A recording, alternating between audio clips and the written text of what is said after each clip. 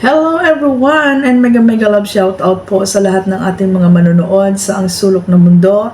Ito na naman po si Kapitana Nihides ang magbibigay ng reaction based dito sa mga pangyayari na naman sa Team Abot Kamay. So eto na nga, 'di ba? Eto na nga, the game is over para kay May Warriors. Ayan. So ngayong hapon nag-live siya and nag-declare siya na aalis na siya sa Team Abot Kamay and nagpalit siya ng kanyang YouTube channel name.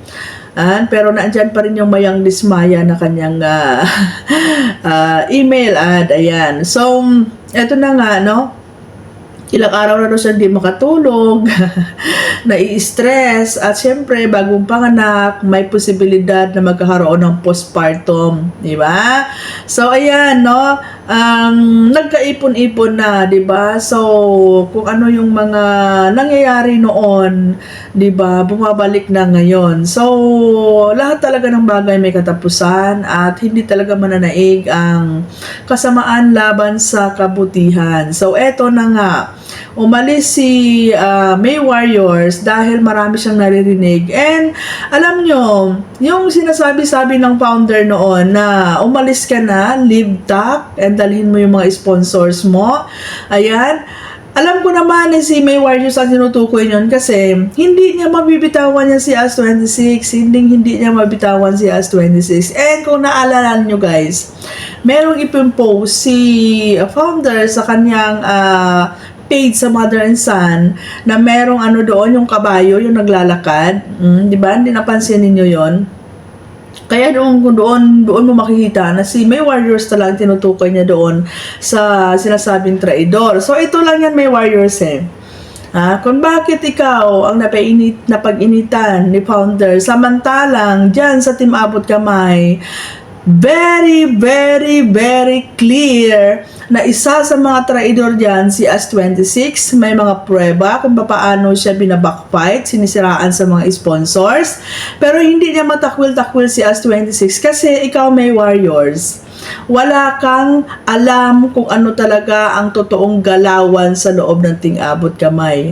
Wala ka talagang alam kung anong mga maling pamamalakad yan sa Team Abot Kamay. Kaya pwede kang itapon ng founder ng ganon lang. Pero itong si AS26, kung naalala mo at nalaman ng lahat na nagstay siya dyan sa Team Abot Kamay, para magmanman, para magmatsyag at alamin kung ano ang totoong sistema meron dyan sa Team Abot Kamay. Ngayon, maraming alam ito sa AS26 laban sa founder. Kaya hindi niya ito basta-basta maitatapon. Kahit sampalin mo pa si founder ng patunay ng pagtratraidor at paninira ni AS26 laban sa kanya. Di ba? Hindi niya basta-basta maitatapon si AS26 kasi merong mga alam si AS26 dyan sa mga pangyayari sa loob ng Team Abot Kamay. Merong mga naipasa na si AS26 na mga information sa mga sponsors kung ano ang totoong galawan dyan sa loob ng Team Abot Kamay. Kaya hindi niya basta-basta may tatapon sa AS26 or else mabubuking yung founder nyo. Pero ikaw kasi May Warriors, hindi ka tumira doon. Wala ka talagang alam. Nagdedepensa ka lang talaga pero wala kang alam kung anong totoong sistema ng pamamalakad dyan sa loob ng Team Abot Kamay. Hanggang depensa ka lang, di ba? So, hindi ka magtataka na madali ka lang sipain, madali ka lang pagsuspetsahan ng founder ninyo. Kahit na itong si AS26 di ba? Ayan, umako na nang hingi na ng public apology kasi nag-traidor sa dyan sa community, hindi lang once, hindi lang twice, hindi lang thrice, kundi maraming beses na. Pero bakit ikaw ganyan basta-basta lang na itatapon? Kasi wala kasing bala, wala kang bala dyan sa founder ninyo para paghinayangan ka niya. Sabi ko nga sa iyo, May Warriors, pag wala ka ng silbi sa founder, itatapon ka na lang basta-basta. Kahit pa sabihin mo, magdadalawang taon ka nang nakikipaglaban dyan, nabalahura na yung pagkatao mo, nabalahura na yung pamilya mo. Kung dumating sa time na wala ka ng pakinabang dyan, itatapon ka na lang basta-basta. At hindi lang yan nangyari sa'yo. Marami nang naka-experience dyan sa Team Abot Kamay. So ngayon, Nga, ngayon mararamdaman mo, mararamdaman mo yung mga nararanasan ng mga umalis dyan na napakinabangan na, di ba? So, kung wala ka na pakinabang, goodbye, di ba? So, yan yung nangyari sa'yo dyan, di ba? Nakakatawa lang, no? Nakakatawa lang kasi hindi yan, may ugali kasi yan si founder na hindi yan direkta na magpapalaya sa'yo. Dadaanin niya yan sa ibang tao, dadaanin niya yan sa ibang technique. So, siyempre, di ba, ikaw, kung makakaramdam ka na, di ba, at least ikaw, may warrior, may natitira pang kredibilidad yan sa pagkatao mo kasi ikaw na mismo umalis. Nararamdaman mo na parang wala ka ng silbi dyan sa Team Abot Kamay. Yes, mahal ka ng mga supporters. Diba? Kasi ang supporters na dyan lang yan. Pero yung founder na pinaglalaban mo, na lahat-lahat na lang, nabalahura ka na, namura ka na, diba? Pero ano halaga sa'yo ngayon? Diba wala kang halaga dyan basta wala ka ng pakinabang. Dyan mo mapapatunayan kung anong klaseng pag-uugali ang founder na yan.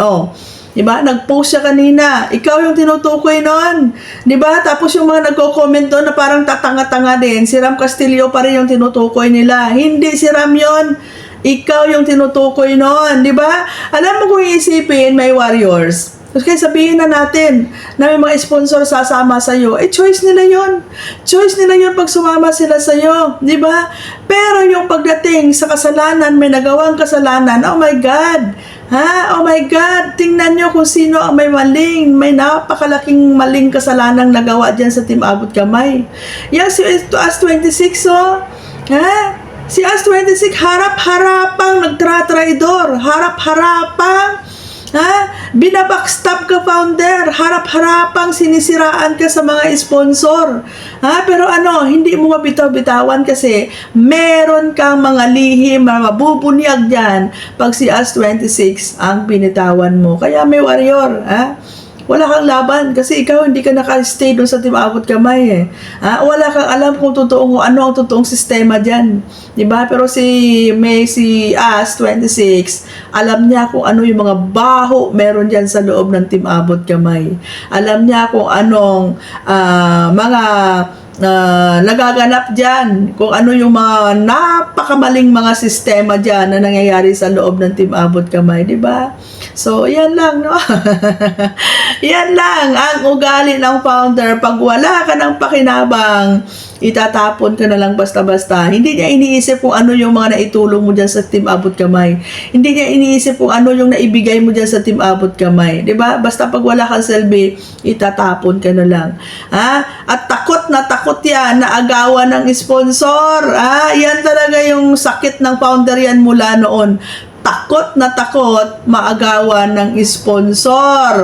Ngayon. Diba, founder, hindi ba insulto sa'yo? Hindi ba sampal sa'yo, founder? Na despite yan sa ginawa mo, despite na kung ano yung mga pinaparinig mo at umalis na lahat-lahat, nag-declare na lahat-lahat si May Warriors na alis, tingnan mo, founder, kung papaano makisimpatiya pa rin yung mga supporters mo. Founder, tingnan mo kung papaano pa rin suportaran ng mga supporters mo yang si May Warrior. Ibig sabihin, founder, hindi sila apektado sa pag-alis ni May Warrior, founder.